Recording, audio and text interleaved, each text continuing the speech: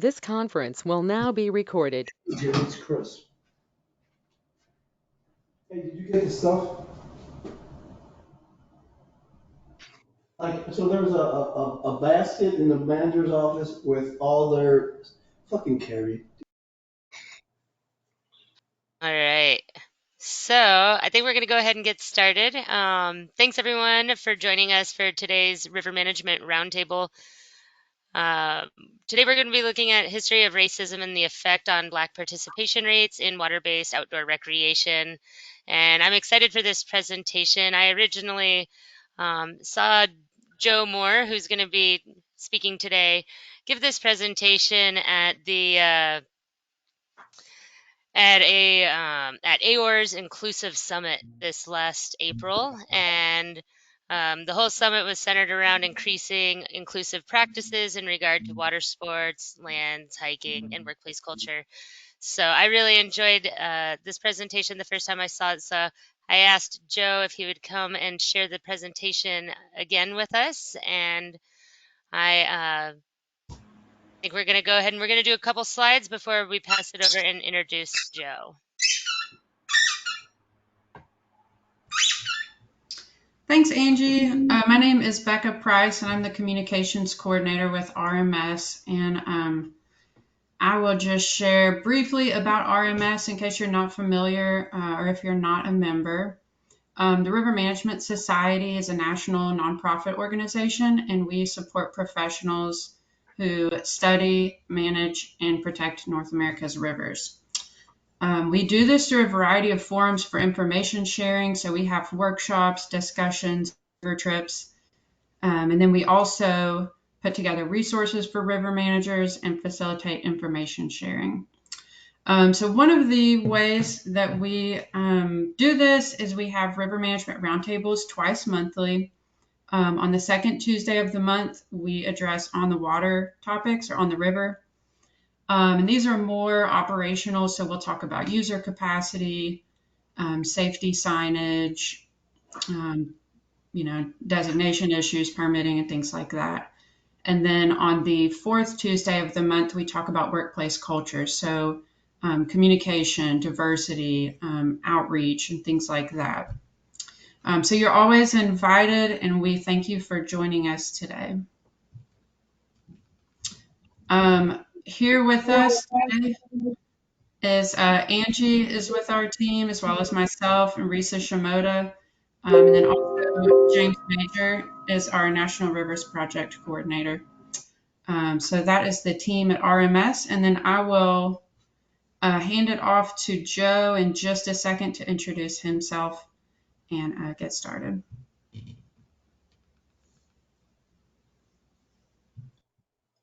Just real quick, before we get into today's discussion, as with every roundtable that we do, we just wanted to lay out some group norms and agreements about respecting each other and taking time to listen and seek understanding, allowing others to be heard, acknowledging and respecting our differences and similarities, and speaking for yourself. We also want to talk about contributing to the process, and so keeping our comments concise but also relevant to the topic, making connections, and being present. So thank you again for all being here. And I think at this point, we're going to pass it over to Joe to introduce himself and get going. Fantastic. Let me share my screen with you guys. All right. Did that work? Can everyone see the slide? Great. All right. So like Angie said, my name is Joe Moore. I run a nonprofit called Adaptive Expeditions in Charleston, South Carolina. We work with people who have disabilities and get them out doing sport and recreation, mostly outdoor recreation. Also have a history with the American Canoe Association, instructor, trainer, educator for the Adaptive Paddling Program.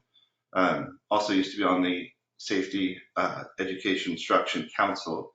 And this project, how it came about, in December of 2021, I was asked to join the American Canoe Association Diversity, Equity, and Inclusion Board Committee, recognizing the lack of diversity within paddle sports The ACA launched an effort to improve the cultural diversity within American paddle sports. In my role as a member of that committee, I personally sought out greater understanding about the history that led to the current profile of all paddle sports. I quickly learned that paddle sports was not really any different from most other water-based activities. Paddling, sailing, surfing, rowing, swimming, etc. all shared a similar lack of diversity. Today, all are largely dominated by white people.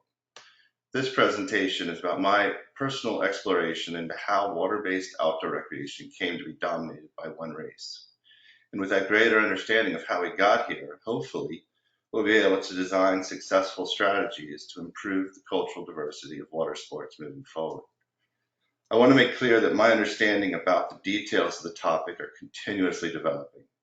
I hope to share my analysis, and I hope that through understanding of how we got to the present, we'll be able to build a better future. I present this topic through the lens of a social justice advocate. I am not Black. I have no direct personal experience with racism being directed to me. I present this topic as a human who seeks to live in a more socially just world. I don't believe the color of my skin renders me less capable of recognizing social injustices that are not within my own personal lived experience. Nor does the color of my skin render me less capable of helping to remedy the social injustices that surround me. Whether social injustice relates to a person's economic condition, disability status, gender or sexual orientation, or the color of skin, I believe anyone and everyone should be encouraged to recognize and help remedy social injustice. To those of you who have lived the experience of racism, I hope you will participate fully in the discussions and offer perspectives that only you can provide.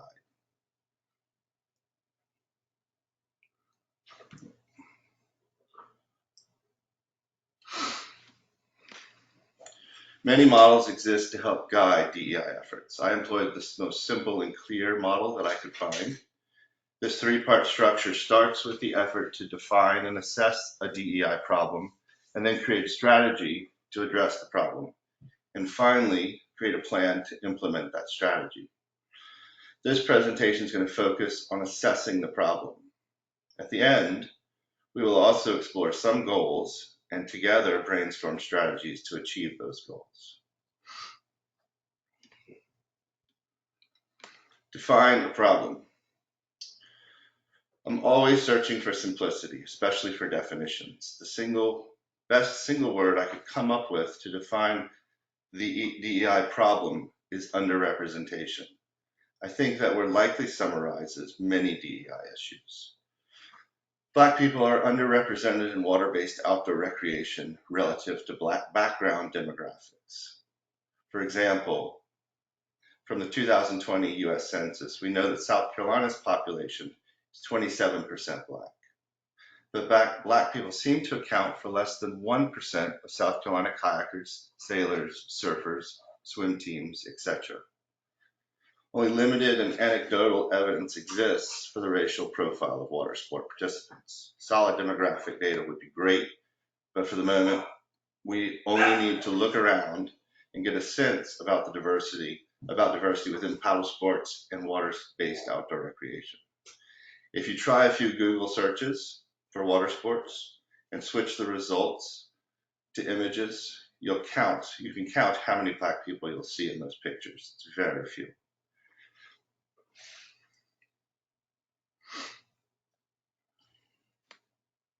Step one also includes assessing the DEI problem.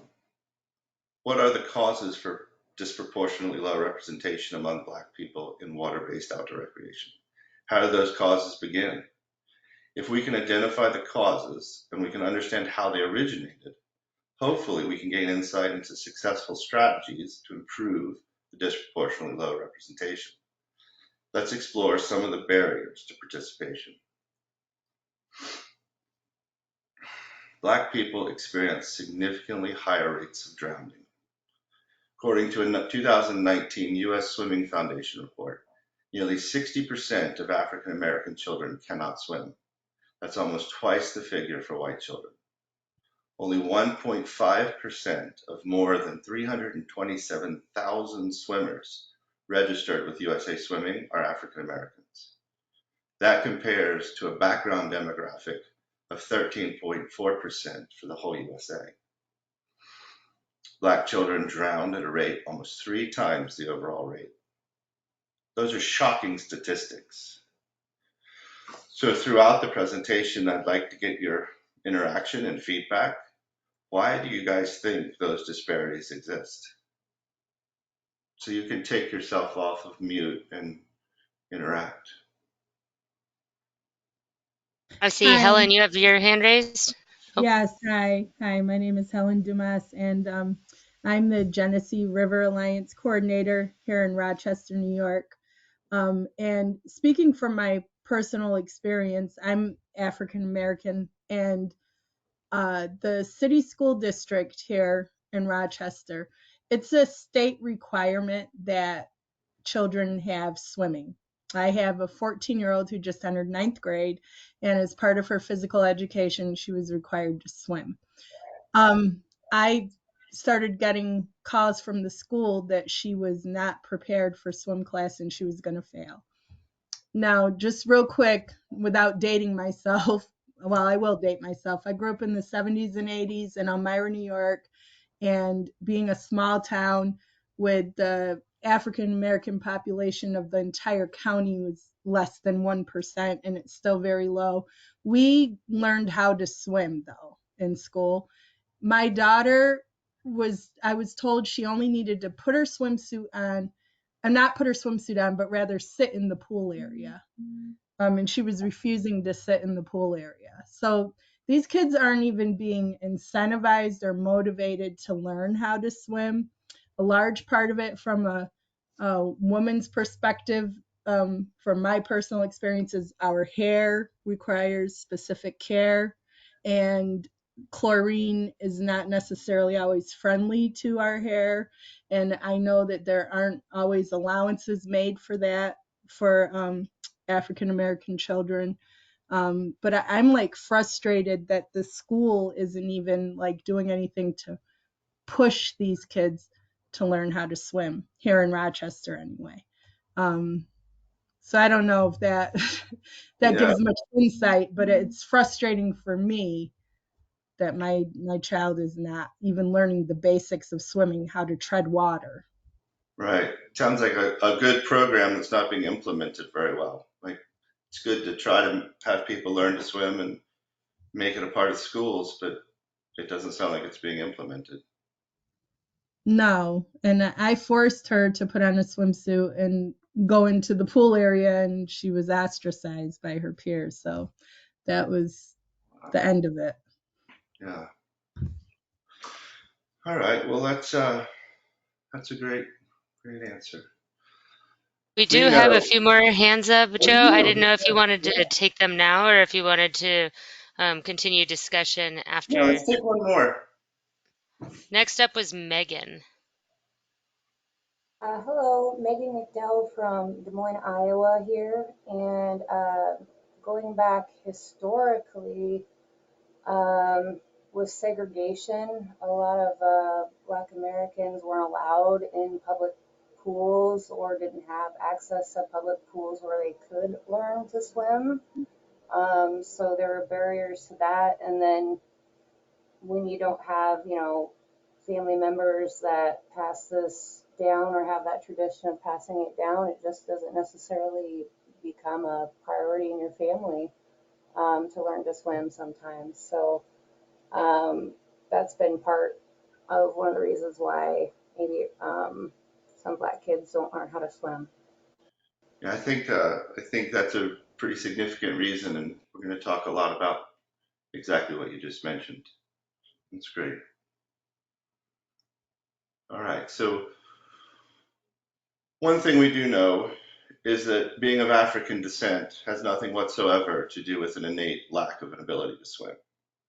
In fact, at the time of the first European explorations in Africa, many Africans' ability to swim, dive, surf far surpassed that of the Europeans. The book Undercurrents of Power by Ken Dawson has this great quote. It's Long before the Portuguese ventured down the West African coast, many Africans had become skilled swimmers, divers, and surfers. In one of their first recorded encounters, Portuguese were amazed by the swimming and underwater diving abilities of the Africans. So we know there's no inherent reason. So why do you think Black people today are so much less likely to know how to swim and so much more likely to drown? Reasons that we just heard were great. I'm going to argue that the modern disparity in drowning rates is a legacy of racism and segregation, which is what the last commenter just said. When you imagine the iconic moments of the civil rights movement of the 50s, 60s, and 70s, what do you see? What do you think of? Again, raise a hand. And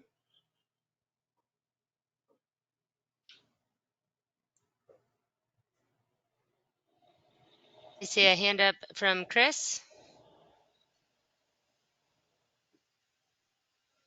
Yeah, so this is what I would say. In historical, I'm in St. Louis, Missouri, and I would say just two things. One, when they did segregate the pools here in St. Louis, it's at a park. You can look it up, Fairgrounds Park. They literally slaughtered hundreds of people because they didn't want us to swim.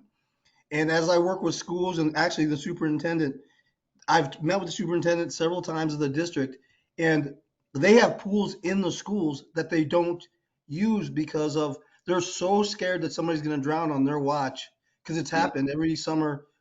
Kids get sent down to rivers and things where they're not ready for, and yeah, somebody drowns. And so there is a culture of fear. I actually ran a swimming pool for the Y, and I was literally the first person in the pool because everybody else didn't know how to swim and were scared, and they couldn't believe that a black person was swimming. yeah, right. Yeah. Let's take one more answer. I see a Oh, hand from Antoinette. Hi, thank you. So I live in a community in northern Colorado where there's only 3% diversity, and I can go months without seeing another person of color. And we are on a river, but the school system doesn't allow water sports because they're worried about someone drowning. And so we're working to try to change that so that our youth can join the outdoor industry, which is a nearly $10 billion industry in Colorado.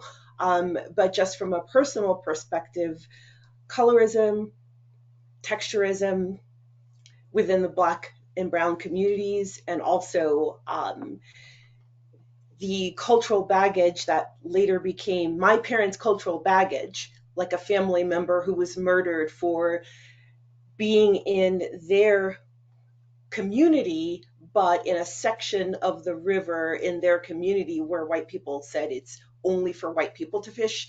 And so our family member was murdered.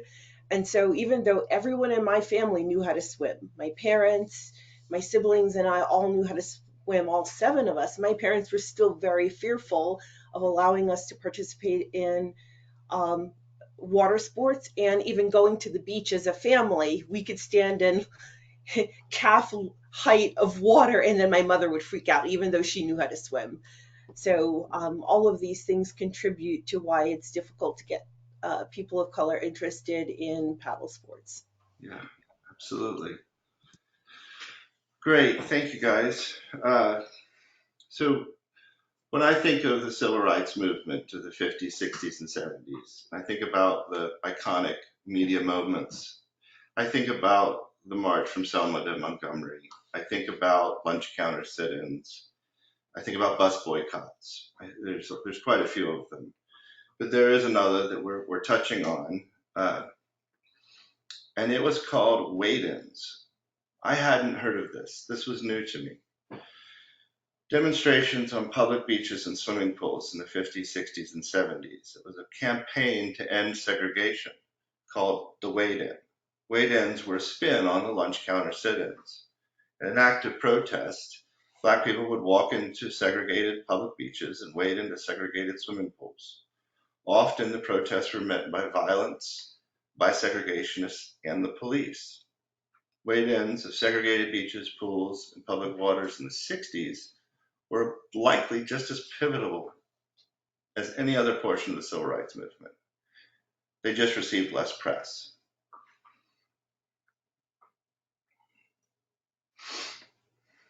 Nearly all U.S. swimming pools and beaches were segregated until the end of the 60s. During the segregation era, few, if any, pools were designated for black swimmers. And of course, none were available during the preceding era, the era of slavery. The 1964 photo on the left is of a white police officer jumping into a segregated pool to arrest black swimmers.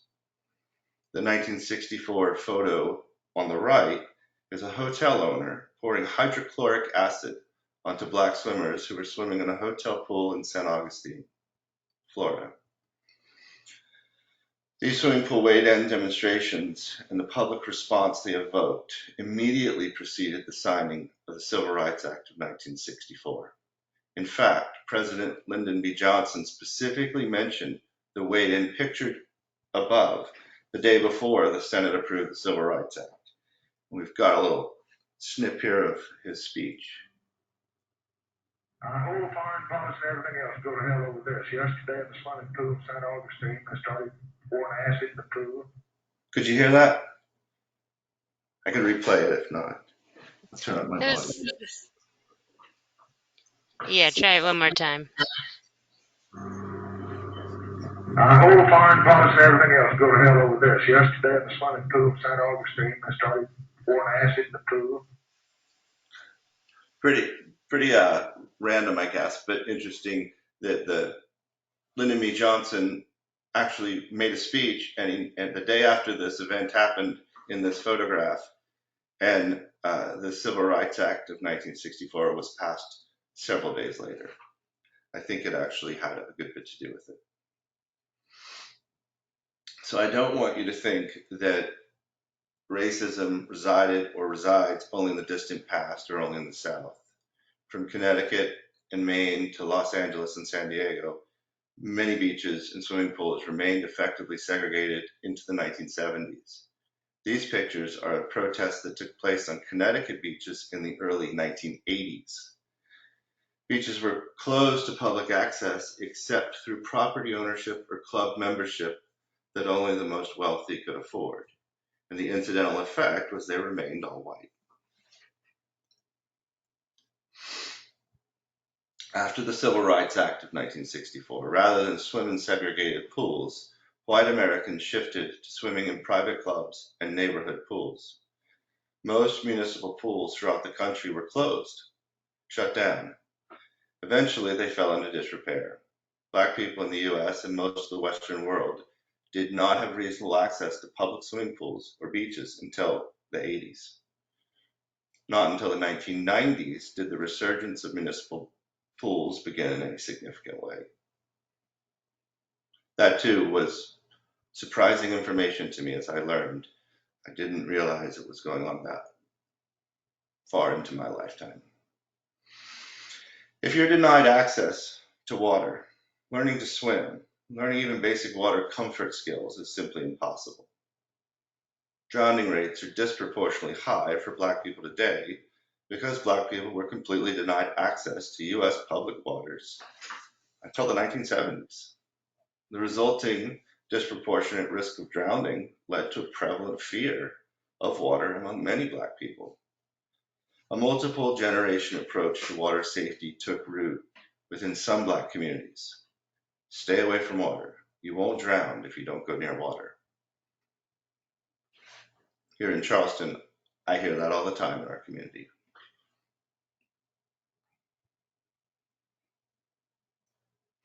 In summary, Black children currently drown at a rate almost 3 times the overall rate. Nothing inherent about people of African descent renders them less capable of swimming, and most U.S. public waters were off limits to Black people until the 1970s. Without water access, learning to swim was not possible. A multi-generation approach to water safety took root within some Black communities. Stay away from the water. You won't drown if you don't go near water.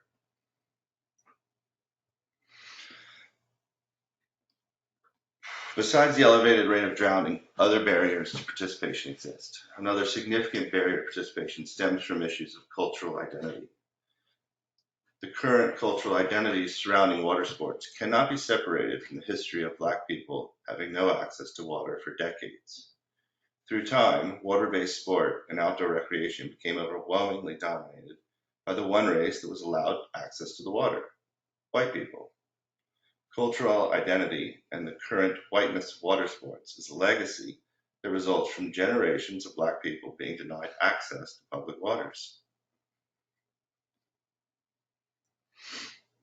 Today, nearly all water sports and water-based outdoor recreation activities are dominated by white participants. These photos are of U.S. Olympic teams. The 2020 U.S. Olympic surfing team in the left photo and the 2021 Olympic sailing team on the right. As I search for photos and documentation, I hope to find some teams comprised of younger generations that would be more diverse. That hope was very quickly met with a different reality. Here's the 2018-19 Youth USA Junior Surfing Team. That's a lot of blonde hair. There's not anything but blonde hair and blue eyes in there. Same story for U.S. Canoe Kayak Team. 2021 Sprint Cup, Super Cup, 100% white. As a legacy of the historic privilege of access to water, water-based outdoor recreation became dominated by white participants. So you might ask, how is this fact a barrier to participation today? Sure, we see that water sports are dominated by white faces, but that does not mean that Black people are denied participation, right? How do you guys think this current dominance by white faces and blonde hair might be a barrier to Black participation? Again, I'd love your answers, your thoughts.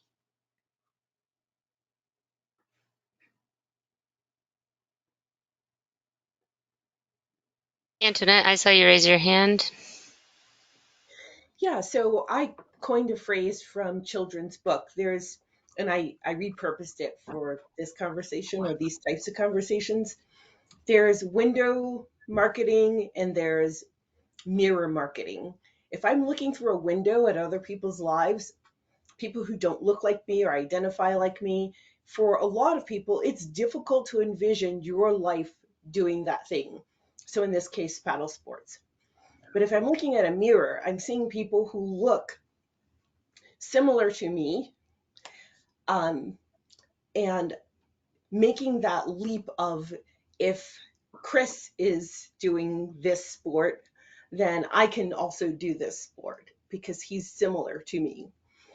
So the importance of mirror marketing and promoting paddle sports in the Black and brown community is essential. And this work has to be led by people within our community. It's a tough sell for a white person to say, trust me, I'm here to help you, because historically, when people have come into the Black and brown community and they haven't been from that community and they said, I'm here to help you, things didn't go very well. Right. So to come into those communities now and say, I want to teach you paddle sports, I want to bring you into the outdoors, and I want you to trust me, and I'm not a member of your community, that's a big leap of faith for a lot of people. Yeah, that's a great point too for some of the solutions. I think we can tie some of the solutions later at the end into what you just said, Antoinette. I think that developing leaders that can do this work within the community is a key component to the solutions. Excellent.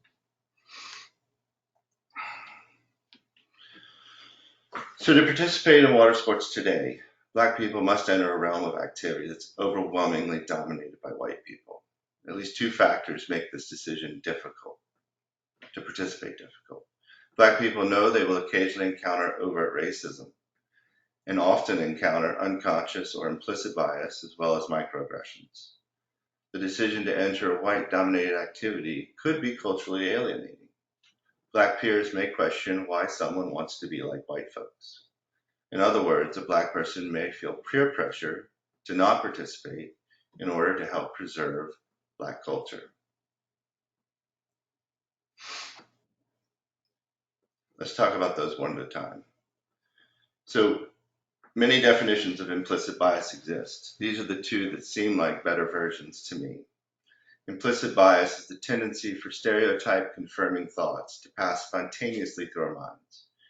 It sets people up to overgeneralize, sometimes leading to discrimination, even when they feel they are being fair. Another definition was implicit bias can be defined as automatic decisions and judgments made about others based on differences in one's own background, experiences, societal stereotypes, or cultural context. So those are two. There are many others. I got those out of Scientific American article. I thought they were good. I'm sure that many of you have seen unconscious bias, implicit bias. If you have any good examples that would help identify what the terms mean, it'd be great to share. If anybody wants to share an example of implicit bias.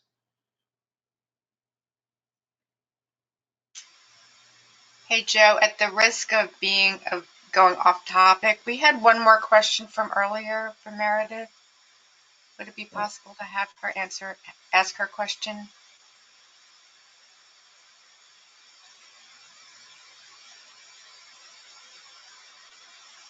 Well, fine with me. Meredith?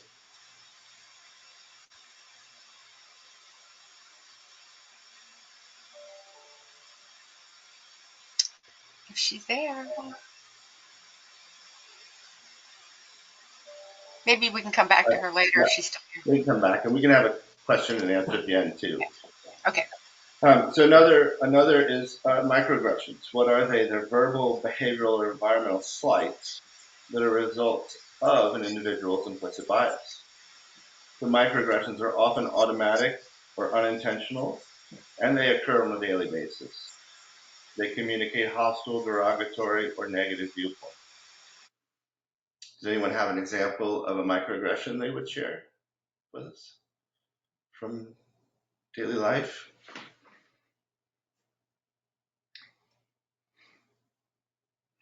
If not, that's okay. The next slide is one. Will give us one. Colin Jones, Olympic medalist swimmer, reflects on his experience entering the sport of swimming in New York City in the early 2000s. He says, yes, I definitely felt different. When I was 15 years old, I finally won a big race. I beat this white kid. Well, his mom walked by and said, oh, shouldn't you be playing basketball? That's a fairly easy to identify microaggression. Association of a young Black man being associated with basketball and really not a good fit for swimming. That's a pretty clear one. Hopefully we can all recognize. I think it takes courage to proceed, knowing that you're likely to stand out and look different from everyone else. And I think it takes even more courage to continue despite a steady stream of these microaggressions and implicit bias. But we do have people like Colin Jones who make it through and continue.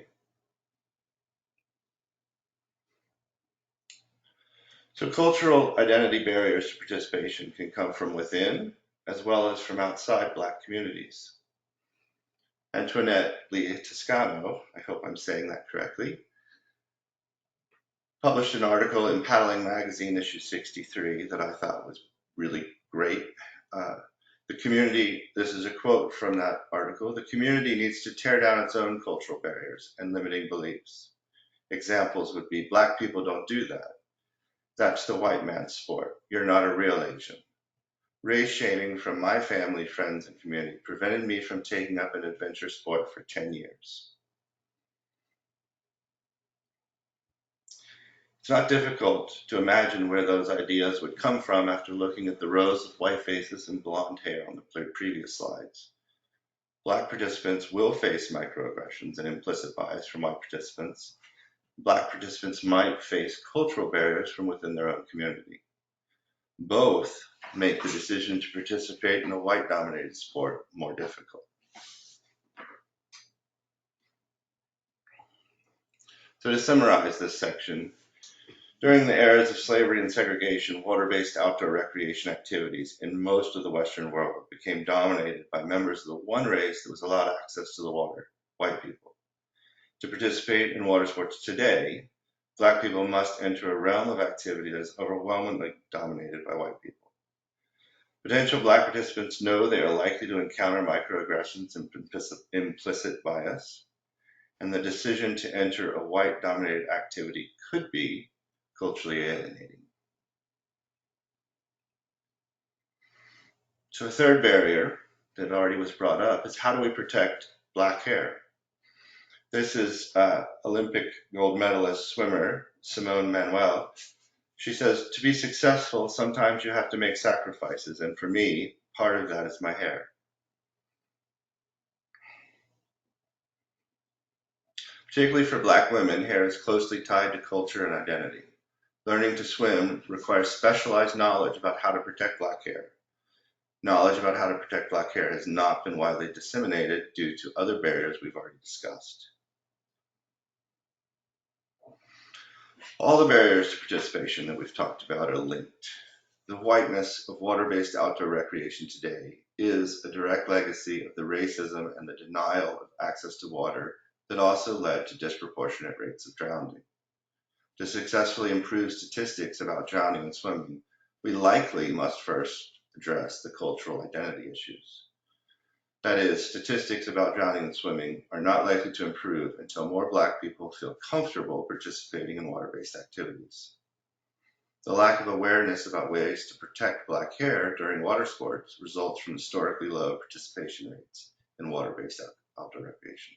So as you can see, all of these barriers are interconnected. They don't just stand alone. So next, let's look at how we can help break down barriers to participation. Let's identify goals and strategies. One goal that I identified was to dispel the myths about why a disproportionate number of Black people do not know how to swim or face elevated risk of drowning. So that's sort of tried to come up with a goal, like how do we dispel those myths? Strategies that I came up with would be share the rich and long history of water skills of Africans, and share the history of racism, segregation, and nearly complete lack of access to water by Black people until the 70s. And posit the question, how could anyone learn to swim or enjoy water sports without access to water? So this is a great participation time too for you guys, if you would, for my benefit, for the benefit of water sports, and for your benefits too. Are there other strategies that would help dispel the myths of why a disproportionate number of Black people don't know how to swim and face elevated risk of drowning? Those are the two I could come up with.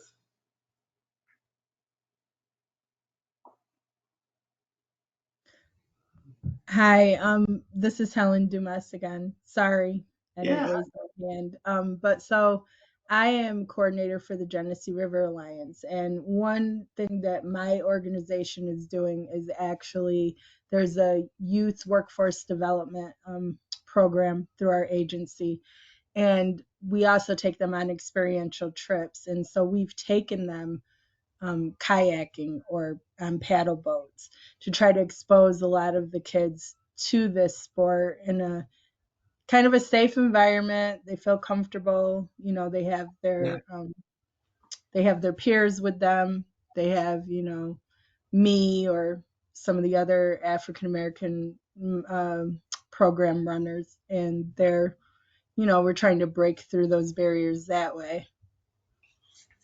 That's great. That's a great way to do it. See another hand up? Yeah, go ahead, Telly. Yeah, thanks. Can you hear me? I'm still spinning. Okay, looks like you can hear me. Oh. So I'm sure this is more on me. I guess I'm finding a little disparity here. So, you know, you started off by giving a lot of statistics that demonstrated that it's not a myth that there's an elevated risk of drowning. It's a truth based on the facts that you sent. So, I mean, I guess there's two things that I'm hearing going on here. I think one of the most powerful things that you can do and I got this from another article that I read. This is not my own thought. I'm not this good. But is to make people understand, especially not make people, help people understand in the Black community that it is not, and not to go like down the Goodwill Hunting road, but that it is not their fault that they don't have these opportunities and that they don't know how to swim. I think there's a very powerful,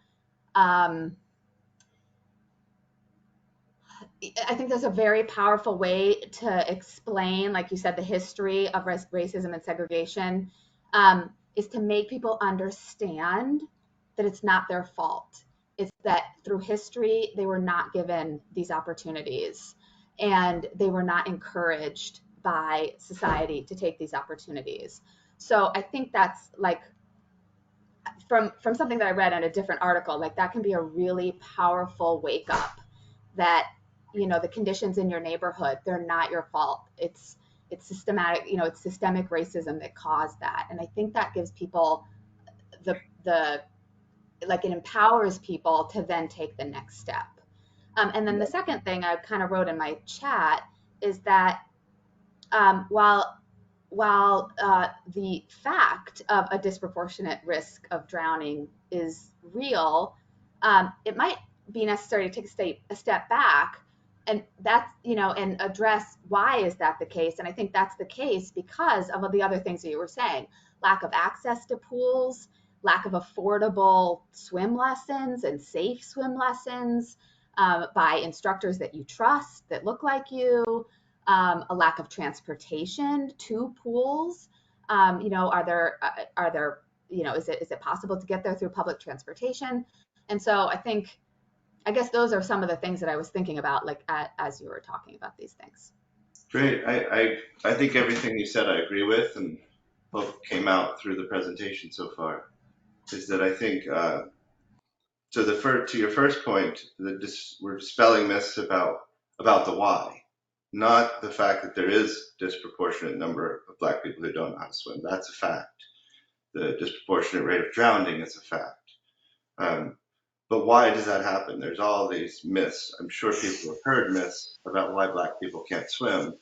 And the goal is to dispel those, to say it has nothing to do with bone density. It has nothing to do with other innate traits. It's simply, as you said, and as the presentation talks about, it's this history of lack of access to water through racism. It's segregation and pre-segregation and slavery era. If you don't have access to water, how could you ever learn to swim or enjoy water sports? I think that's all really good points. I think, Chris, you had your hand up next. Yeah, I just wanted to say, just to push back to Allie on her thing that we don't need. I don't know. I mean, I've been Black my entire life, and I've been around aquatics for at least 20 years. I don't remember any time ever saying, "Hey, I feel guilty because I can't swim," or I can swim, or any feeling. Because I think as a Black person, I know why that a lot of my brothers and sisters can't swim. It's just like other things that we don't do or aren't invited to. We just get used to it. So I don't think that I feel, again, I don't think as a community, and I can honestly say I've never had the conversation, hey, you know, a lot of us can't swim or don't swim or scared of the water or whatever, because it's just the way it is. It's just the way it is. So, yeah. But I do think that if we want to change the narrative as people of color who work on water, around water, near water, drink water, whatever, we need to be the example. We need to be the example. So really, that's just my 2 cents. Great. Excellent. We have a couple of other hands up, Ashley and then Helen. So sorry, I was a little late. So I'm not sure if you guys talked about these statistics in the beginning, but did we compare urban populations to rural populations? No. Okay. No, we just talked in general. Because it seems to me, I'm here in Florida. I'm in St. John's River Keeper in Jacksonville, and I grew up in rural Florida, and half in rural Florida, half up in here in Jacksonville, and down in the like the one of the poorest counties in Putnam County. Every single person of color, or of all colors, everybody pretty much knew how to swim because everybody was on some kind of body of water. There bodies of water everywhere. But it seems up here in Jacksonville that's not necessarily the case, even though we have a huge Black population that lives on the river. But it seems to be it's definitely the personal access to the water, not even, to swimming pools or anything like that. But in these neighborhoods, there's not even a kayak launch. There's just piers out for fishing. There's no kind of way to get folks even engaged in the own water that they look at every single day. And I think that would definitely be something we could do, is just help and get these kayak launches out, get these boat launches out, get places where people can just get their feet wet, safe places. And so I was just going to put that in there. Yeah, I think I'm here in Charleston, South Carolina, so we have a pretty urban downtown area, and we're surrounded by very rural agricultural areas, home of the Gullah community. It's amazing to me to learn how many of our local Black communities that have an incredibly rich history with the area, included mostly about the waters, are now alienated from it. They have fear of water. But if you went back in time further, they were incredibly connected to water. It helped define music. It helped define food. It was a part of subsistence living. But now the community is removed from the water and has very much lost touch with it. And I think it depends where we are, where everybody lives. All right, we have one more hand up that I can see. Helen. Yeah, I really just wanted to echo off Chris's response to Telly that it's not necessarily the Black community that needs, like he said, I've always known why, pretty much. I think that the dominant culture that still controls these institutions of paddle sports and like the Olympics and school teams and stuff, that's where the myths need to be dispelled. So presentations like this help. And then people of color and Black people in particular need to be a prominent part of this conversation so that we can share our experiences. But I just really wanted to emphasize that I've never felt it was my fault. I was told when I was young, my father was a swimmer, and he was told that he would sink, that they wouldn't let him try out for the team at first in the 50s because he was Black. But so I just thought I'd share that. Excellent. Very good. I see Risa, you have your hand up, and then Antoinette. So if you're listening to this and like me thinking, what can I do? What can I do to help? And thinking about Chris, your comment, and Helen, your comment, at the very least, what I could do as a non-Black person is to express either in an organization or a planning thing or an event or an educational opportunity that I don't know a lot, but I know more. And I want to understand, and we want to try to go forward. I can't fix what happened or didn't happen 10 years ago, 50 years ago, or 1,000 years ago, but I can try to help what we can do together in the future. So, kind of shifting, not changing the narrative, but shifting it a little tiny bit to be forward thinking with not just ignoring the past, but acknowledging a lot of stuff that we would rather not have happened, but it did, may help. It won't fix it, it might help. And then just one other kind of different topic, but in terms of access, I've met and become sort of a colleague because he's sort of a neighbor, someone whose name is Dennis Chestnut, and he's been very active on the Anacostia River, which flows into the Potomac in Washington, D.C. And it was where all of the poop in the whole D.C., Maryland, Virginia metropolitan area was plumbed when our mall was designed, when the monuments were developed, when all that wonderful stuff was developed in the model basin. All the poop was being sent over to Ward 7 and 8 on the Anacostia River. And when this fellow was, he's probably about in his 60s now. When he was little, he really wanted to learn to swim. So he went to the river because he wanted to learn how to swim, and he taught himself, but he had to walk through a landfill, and he taught himself in water that a lot of other people got really sick from. He didn't get sick, and he's fine, but he had to. So the other access is to clean water, not just the facility, the ramp or something.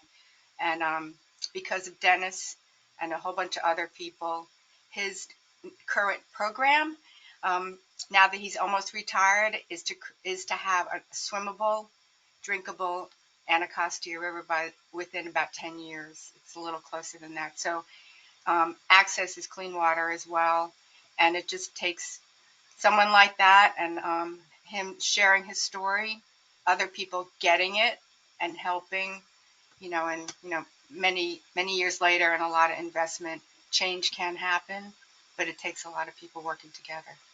It takes so long. And Antoinette? Is this a good time to shift to strategies for making changes? Well, I have other slides and other goals. So, and then at the end, I'll ask for more goals too. So this goal was simply dispelling the myths about why we have this disproportionate rate of drowning and the inability to swim, or they haven't been trained to swim or learned to swim. So yes, but we're going to hopefully get to a couple of my other goals and strategies. So another strategy or goal that I thought was really relevant was there is this lingering fear of drowning, especially I see it here in Charleston in our paddle sports and swimming, and we just did an adaptive water ski program. Strategies for how do we, because people are aware of this increased rate of drowning for multiple generations, there is that almost mantra here in Charleston and some of the communities, don't go near the water and you won't drown. So how can we address this lingering fear of drowning? I like to take all of these goals. I think that analytically, just taking them one at a time, little piece by little piece, and trying to come up with, we have all these myths out there. How are we going to dispel these myths about why this disproportionate rate exists? Another is, how do we address these lingering fears of drowning within the community? I think the first one is fairly, almost mirrors the last slide, in that we dispel those myths. If we educate people about why that disproportionate rate and elevated risk of drowning exists, and people say, hey, I can do this. It's just because of racism in the history of the last however many 100 years, there's no reason I can't do this. There's no reason. I mean, Africans used to be amazing water people and still are amazing water people in certain parts of the world, but not here in the US. So dispelling those same myths as the last slide is one of the strategies. And then just focusing outreach efforts to make swimming available and accessible to people, to Black people. I think that teaching people how to swim. Anybody have, this is a fairly simple one. I guess it's not actually. Does anyone have other they want to add, or should we want to see the next one?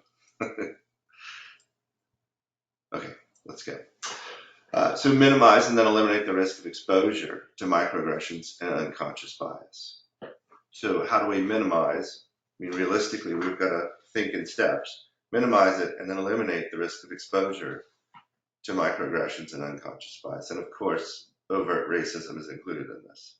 Strategies would be to help all people recognize their own unconscious bias, just education, help for both, and then to create an environment where mistakes can be turned into learning opportunities. Where when you think someone's really trying and you recognize a microaggression, saying, hey, you know that maybe you could learn a different way to say that isn't quite as harmful. Analyze your own speech and intent and come up with some better language. But this is probably the most commonly seen goal out there. How do we get rid of, and then microaggressions and unconscious bias? Telly, go ahead. Hey, thanks. Good afternoon, all, and thanks for everybody who's sharing. I guess I would say I think in my own work as a white person, I feel like this is clutch right now. There's not a lot of my friends and colleagues talking about race anymore. It's like we were talking about it in 2020, but I don't know the last time that a fellow white person called me in or called me out or asked me to rethink a microaggression or anything that came out of my mouth or something. And I'm doing, trying to put my best foot forward. But I think that there's still a lot of learning to happen among myself and my peers. And I guess I just, remind myself and all of us to step in where we can and learn as much as we can because it's uncomfortable and that's part of the process. Great.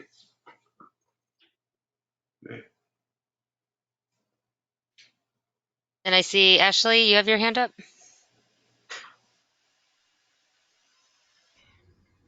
Yeah, just a quick question about the previous slide about spelling myths.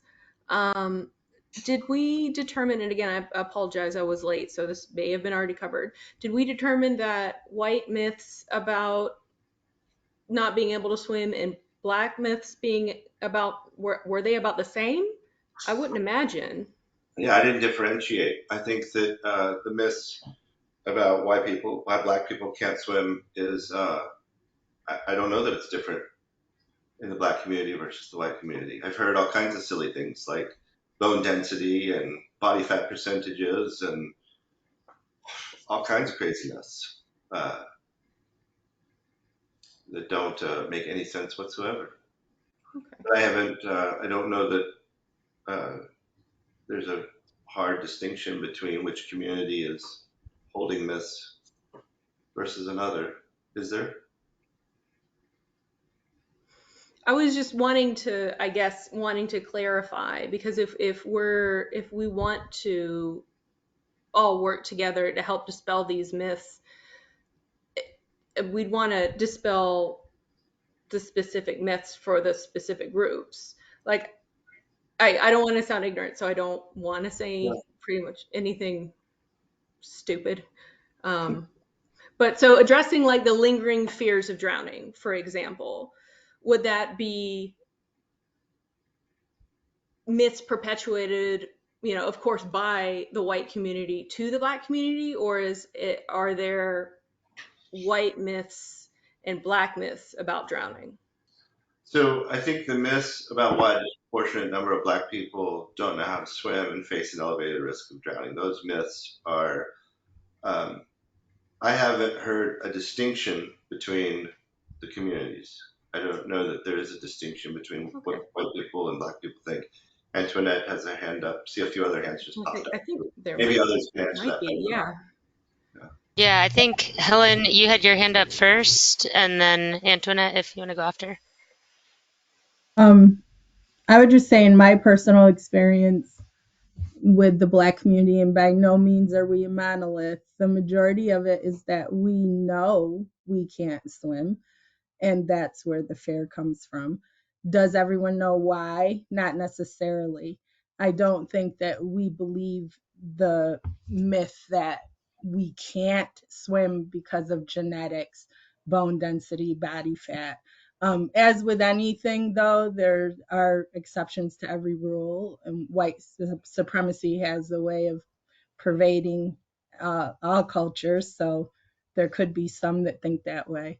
But I think the primary myth is that we don't believe we should because historically we haven't been represented because of all the things you've talked about, the barriers. We don't see ourselves doing it. And so the younger generation, like my 14-year-old, would just say, we don't do that because none of her peers do that. Nobody she looks up to does that, and I feel that that's the myth we need to break through, is that we don't do that, not that we can't do that for physical limitations. That's great. And I think that's different from with the myth in the white community, is that we just can't do it. Go ahead, Antoinette. Helen said it perfectly. There's no need to follow up. Thank you, though. Awesome. Mm-hmm. All right. So we're back to this. We've gone. I think we've gone through that. Another goal would be to disperse information about protecting black hair while in water. So this gets to chlorine, it gets to salt, it gets to everything, all water types. How do we get that information out there to people? That should be one of our biggest goals, is to disseminate this information. Making it a part of all educational resources. I'm American Red Cross certified as a lifeguard, as a swimming instructor, as all these water-based certifications. I've never seen that information. So I think that is a real, it's missing. It needs to be addressed, and it needs to be in all education resources. I also, wrong way. Whoop. That's the only one I have. So other goals, strategies to reach that goal from you guys, because I'm making notes, and hopefully I can improve my presentation as well as my own actions as well. I mean, other than disseminate the information, how else can we get it out there, or that it's a massive issue? Yeah. Antoinette, go ahead. You could select the appropriate people to develop the content and then disseminate it and make it available. But having a white person tell me how to take care of my hair can feel condescending, as some of the advice and verbiage used here today feels condescending, and I'll address that later. But Okay, great. Yeah, I would. And Helen. Oh, Yeah, I just have to add, because if you recall, that's one of the first things I brought up. It's not necessarily that we don't know how to take care of our hair. It's that these organizations and institutions don't acknowledge what we say we need to take care of our hair. So the resources and the education needs to be directed at the perpetrators that are making it difficult. I read an article, and I'm sorry I can't pinpoint it right now, about a swim team, African American woman swim on a swim team, who wanted to wear a cap that would protect her hair, but because it wasn't regulation, they wouldn't allow her to wear that. So it's those types of barriers, and that we see throughout the sports world. Black youth having to cut their locks when wrestling, or remove their beads or braids. So I think that those types of microaggressions and implicit biases against our hairstyles in general are what makes it difficult for us to participate in water activities.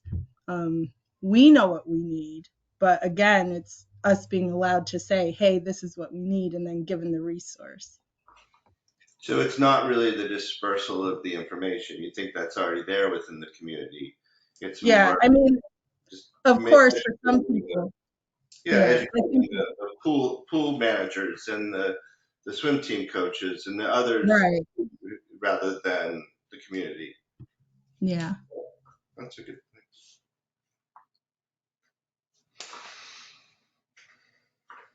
Excellent.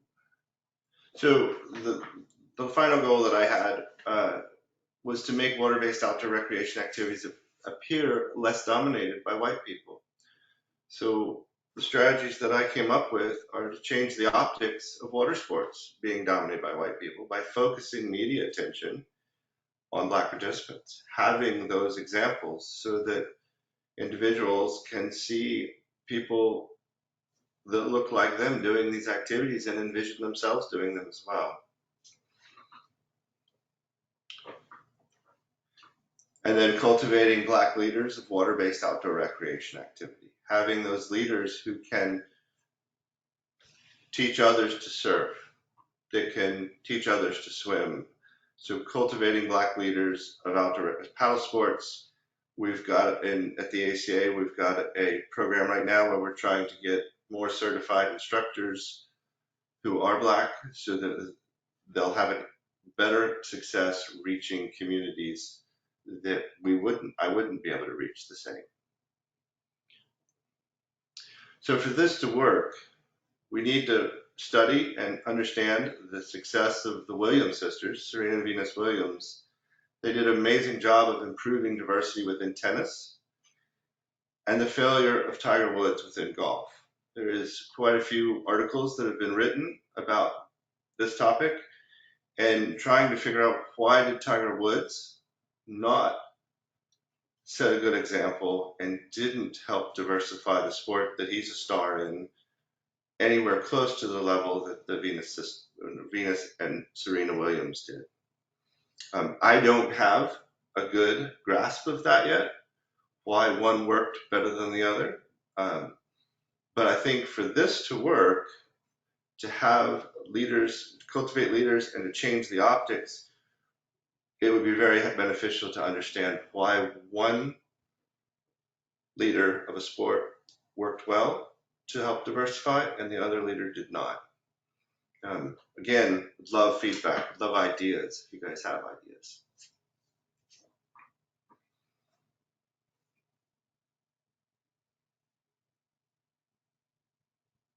Okay.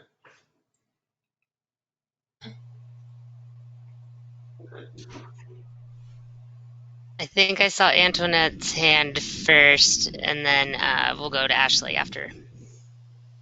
So throughout this conversation, I'm wondering why the focus is just on Black participants and not Black, Indigenous, people of color, BIPOC participants.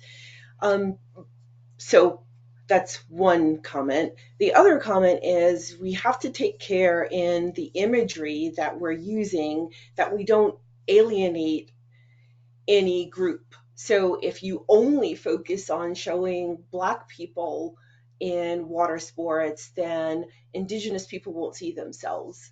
Multicultural people won't see themselves. Hispanic people won't see themselves, and so on. White people won't see themselves. White men are leaving outdoor recreation at a rate of 1% per year. And that doesn't bode well for the outdoor industry, that you have slow participation into underserved communities entering the sport. And then you also have your base leaving the sport at a rate of 1%. But that's a different topic for a different day. So taking care of how you and who you select. For example, I see a lot of recent social media posts and marketing that features people of color recreating, and the models clearly don't know how to use a bow, don't know how to use a fishing rod, don't know how to kayak, for example. So if you just show me people who look like me doing this thing and they are not legitimate users of your product, legitimate paddlers, for example, then that's Blackvertising. And it works the opposite of what you're hoping it would do. So anyway, that's all I have to say about that. Yeah, I think the one part that I would address is that I was trying to take a very narrow focus, and I do think that looking at the history of the Black community versus the history of Indigenous populations or Hispanic community is a different history. So as I was searching for reasons why the disproportionate representation exists, I thought I might find different answers and have different goals and strategies based on the history of each group in a narrowly tailored fashion. So rather than have this broad net and think of, all minorities, and we have a lower rate of participation, I felt like I could do a much better job tailoring solutions if I focused on one history rather than the whole group at once. That was my reasoning. I see a hand from Megan and then Helen. Hello. So I do communications for the Iowa Environmental Council and make, newsletters, emails, and everything. And I'm also a solo canoeer and everything. And I have my friends. We go out canoeing and on lakes and rivers around Iowa and everything. And my girlfriends, I've got Latina and Black girlfriends. One of my girlfriends, she's of Cambodian heritage, and I do try to like slip in photos of my friends that have more melanin in their skin, because I believe that representation matters, and that I think it feels good for readers who maybe aren't white seeing my friends in these photos and maybe in our Instagram posts and everything out there enjoying, especially females, out there enjoying the outdoor spaces and kayaking and stuff. I think it means a lot to people. But then I feel like, because I'm a white woman, and then I have to like my colleagues who they're worried about tokenism, but I I just wonder like how do we dance that line? Like for me, it's about representing all sorts of folks, and it's like I don't feel like it's tokenism when I'm just making sure that other people see themselves represented. I'm not trying to use my friends as tokens. I just want to make sure that like they're not just like our readers aren't just seeing white people in the space. And so to me that doesn't feel like tokenism. It's just making sure everybody gets to be seen. So how do we, I don't know, is that the right kind of question? Like how do we dance that dance as like communicators? I think my answer would borrow from what Antoinette just said, in that if the pictures are people misusing equipment or not, or if it looks staged and instead of authentic, um, that would look like tokenism as well, much more so than if you can tell this is someone that's been trained and is a leader and has legitimately these skills, whether it be fishing or swimming or surfing or whatever it might be, paddling.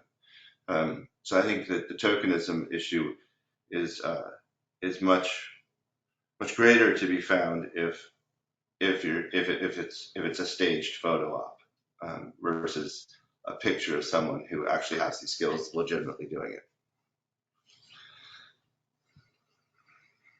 Hey, everyone. Oh, Sorry.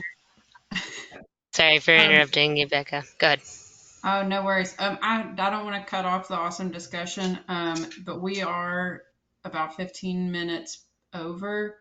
So I was going to suggest that we kind of wrap up and then we can stay on and continue discussion if folks want to, but sort of just give people an opportunity to be dismissed if they had.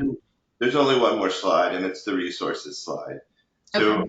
I'll share this and make it available. So all of the information that I shared that isn't opinion, but more like something that is historic or fact, I share the resources on this document with a link to them. And I would love for any and all of you to use them and use anything in this presentation if it helps with your work to accomplish the same goals. But just know it's available. It will be available. Thanks, Joe. And we'll send out.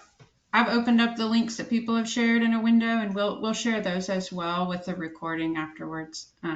So if you don't bookmark the page, you'll be okay. You'll still be able to see it. So Joe, I'll go ahead and share our kind of closing slides about the next roundtable, and then if folks want to stay on, we'd be happy to kind of continue the conversation. I need to stop sharing.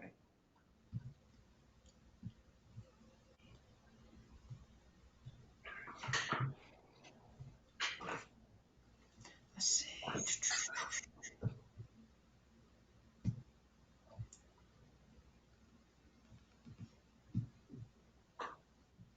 All right, and I'll go real quick because I hate to interrupt this, but just want to be able to let people go if they need to.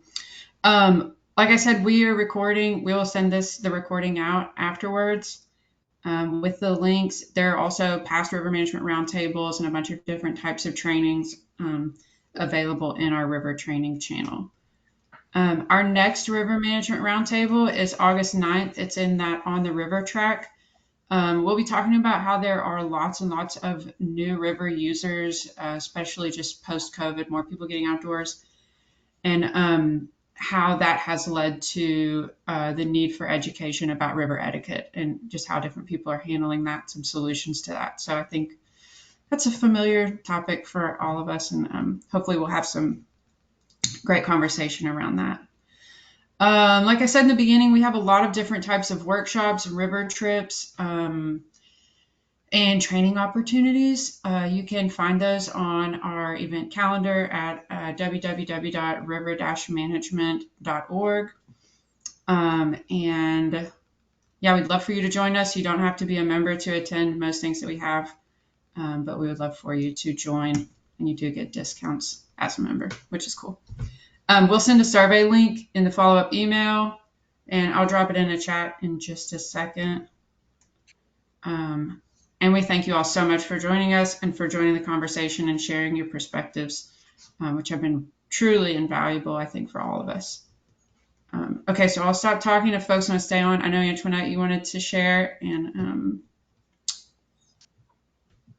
I know, Helen, you also had your hand up beforehand, so I also wanted to give you a chance to comment as well.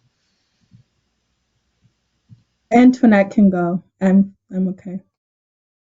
Okay. Thank you, Helen. So I really hate uncomfortable conversations especially with people I like. But I feel like I need to say this because in the work that you all are doing, and when I say you all, I mean everybody on this call and everybody who will watch this future video that is not a Black, Indigenous person of color. If you are not BIPOC, then I call you an ally. And so if you are an ally, I think there's some important things that you need to say, and I'm going to try that you need to hear that will be helpful in your work so that you don't make some of the mistakes that I feel were made today. Because there are some things in the documentation about this event that I found offensive. There are some comments today, and I try to keep a neutral face, but there were some things said today, and the way they were expressed felt really icky. And I hope that you can accept what I'm going to say in loving kindness, because that's how I mean it. And I am not trying to create conflict. But if you're going to do this work, you don't want to alienate the people that you're trying to help, right? And I think some of the things you said and wrote and how you said them or wrote them is offensive. It is offensive to me, and I discussed it with other Black paddlers, and they found it offensive too. I think you might have heard from a few of them at RMS, but I kind of want to just call a thing a thing. I'm no longer angry. I have let that go. I'm no longer angry about it. But if we're not careful, your intentions can be counterproductive. And so that's why I want to say something. That's why I want to speak out. And so, Joe, to you, I want to say this. There is no way to talk about this without making it seem like it's about you, but it's not about you. I can tell that you are very passionate. You've put a lot of research into this. So I'm not talking about you. I'm just talking about general concepts about diversity, equity, inclusion, and who should be involved in these kinds of discussions as lead participants. Co-participants, that can be anybody, that can be allies. But lead participants, that's a different story. That really needs to come from the Black and Brown community. We need to tell our story. It is offensive to me to have a white person tell me my story. It just is. And I know that you're an ally and we're working towards the same goal, but it feels icky having a white person tell me about racism in the Black and Brown community.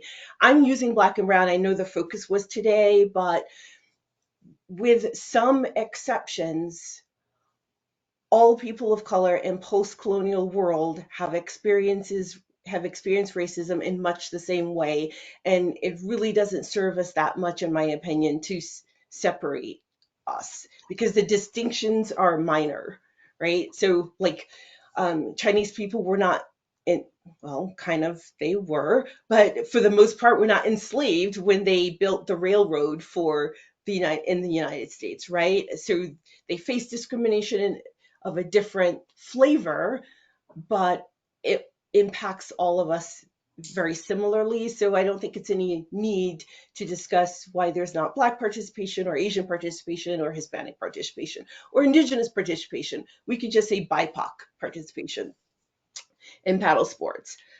When you say things like we need to, as in future tense, develop leaders in the Black community, Black and Brown community, who can be representative, who can help dispel and tear down these barriers, that feels like a lot of it sounds like to me white savior complex. We don't need you to save us, and we already have lots of leaders in this community that you can tap into.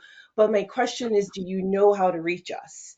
So I I agree we can develop more, because there's a lot of people that need help accessing adventure sports and paddle sports. So we can always develop more leaders. But I would say take care in how you phrase something, because a lot of what I heard today sound like you were talking down to me and my community. And I know that is not your intention. I absolutely know that. I can feel where your heart is coming from, but I'm telling you how I, Antoinette Lee Toscano, perceived a lot of what was said and how it was said here and how you wrote about it in your advertisement. Black people and people of color is not correct. It's Black people, Black, Indigenous, I can't even say it because you've got it all messed with my head. It's Black, Indigenous, people of color, or Black, Indigenous, and people of color, depending on how you're using it. So phrasing things in a way that is standardized and correct and unoffensive. And if you're not sure, then ask someone from our community or consult AP Style Guide, for example, or a DEI manual. Um, so that's one thing that I wanted to say.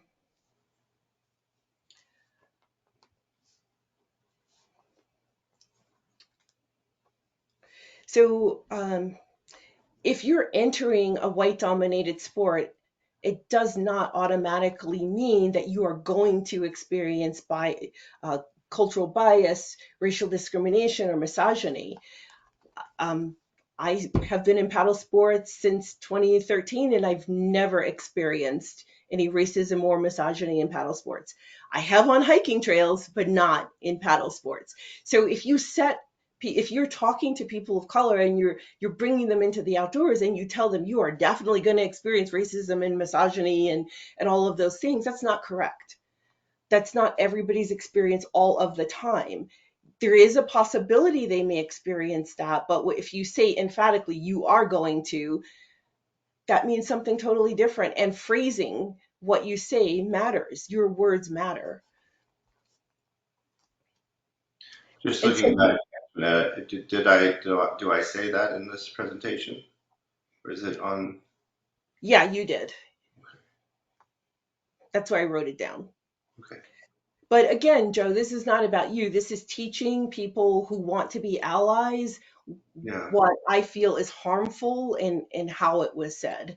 The other thing is, um, you know, white men are leaving this outdoor recreation, and that's a topic that I'm interested in researching and being an ally to white men to stay in adventure sports, right? But I wouldn't gather a group of Black women to find out why white men are leaving the sport and let's see how we can solve this problem. And me, as a non white male, as the lead person in this conversation, is just offensive and wrong. um, if I wanted to solve a problem of lack of diversity of white men in a sport, I would invite a white man and a panel of white men to talk about this topic. And the person who's at the lead speaker would be a white man. It would be a representative of the group I'm trying to help. But that didn't happen here. And it felt icky hearing someone who's not a part of my group talk about us and our experience. And some of your analysis was faulty, I think, because for a lot of reasons that it's just too much to go into in the time that we have. And so dispelling these myths has to come from the Black and Brown community. We have to be the leaders at it, at working towards dispelling this. And you can be our allies, like our co-presenters, our co-team leaders. But you can't be at the forefront in making this sport more accessible. Yeah, and you don't really need to explain to us why we don't swim. It would just feel really icky to hear that. There's no good way you could say that without it sounding condescending. So exposure and representation on the water is one of the truest ways that you can show more people who look like me and identify as I do that this sport is welcoming and supportive. And I would also say spend more time on solutions and less about what happened in the past, because we kind of already know. Like, you might not think we know, but we already know. And you already know what happened. Let's put our effort towards solving the problem. So our efforts, our time, our energy into supporting people and organizations who are doing the work to bring marginalized people, and please stop calling us minorities, because in fact we are not minorities in this country. We represent more than 40% of the population identifies as a person of color or multicultural. So we're not minorities, and that's language you shouldn't use. And we prefer ethnicity over race and over color. So those were just kind of like my big takeaways that I really didn't want people to leave this conversation without hearing. And although I am both Black, Indigenous, Spanish, and Irish, I am true BIPOC in the sense I don't speak for everybody. I'm telling you my opinion. So take it for what it's worth. Thank you for sharing that. And thank you for the time. I appreciate that very much. Go ahead, Helen. If it's okay, I would just like to thank Antoinette for sharing some really valid and thoughts that I share. But this is where you'll find out that not all BIPOC people we're not a monolith, because some things I don't agree with. Having this very direct focus on issues in the Black community, I think, was important, because although BIPOC people share very similar experiences, the disparities reflected in the statistics show that we do have some also very different experiences with racism and white supremacy in institutions and systemically. So I do think we need narrow focuses, because there's not an umbrella or one size fits all for these problems. I do agree with Antoinette that when this came up for me to look at this, and I was really interested because in my line of work, I'm particularly trying to break through some of these barriers and get BIPOC people onto the river here in Rochester. And no offense to you, Joe, but when I saw that you were giving this presentation and I didn't see where you were partnering with, a Black man or woman or people of color, I kind of thought to myself, what is he going to be able to tell me about this that I don't know? But as this has progressed, I've realized that we are not necessarily the audience. We should be the participants disseminating our stories, as Antoinette said. The audience that needs to hear it are white people, because the onus seems to have been put on Black people, brown people, indigenous people, and other people of color to solve problems such as racism and white supremacy at a systemic and institutional level. And that's really not our responsibility. That is a white person or a dominant culture problem. So I think that it is wise to be an ally, to partner with whatever the case may be, in this case, Black people, to get this information out and dispel the myths. But remember, it's not for us. As Antoinette said, we know the reasons. We know what's going on with our hair. We know why we're afraid to swim. We know that we may drown because we can't swim, and we know why we can't swim. And I think that the onus needs to be redirected. So when you ask the question about Serena and Venus Williams and then Tiger Woods, it's like, okay, it wasn't really their job. They did a courageous thing by breaking through to even participate, but it wasn't their job to diversify tennis or golf. So it's just the language. The language kind of comes across as, and as one commenter said, tell Black people it's not their fault. Yeah, we know it's not our fault. That's the thing. The other thing I was going to say is that I think that the representation issue, when it came up, that is a big thing that would help. So when you are choosing to partner with people that are already doing this work. One thing that just came to my mind is like Outdoor Afro, that are working to break down barriers to Black people getting outdoors in general. And then there are specific groups. I think it's Latino Outdoors or Outdoor Latino, but things like that, so that it's authentic. Authenticity is what will dispel the myths, break down the barriers, and encourage Black people to participate. And then each group that you speak to. I don't want to drag it out because I would like to hear some of your thoughts after we share what our experience was today. So, I love this opportunity to engage, to talk, and to learn, hopefully, from each other.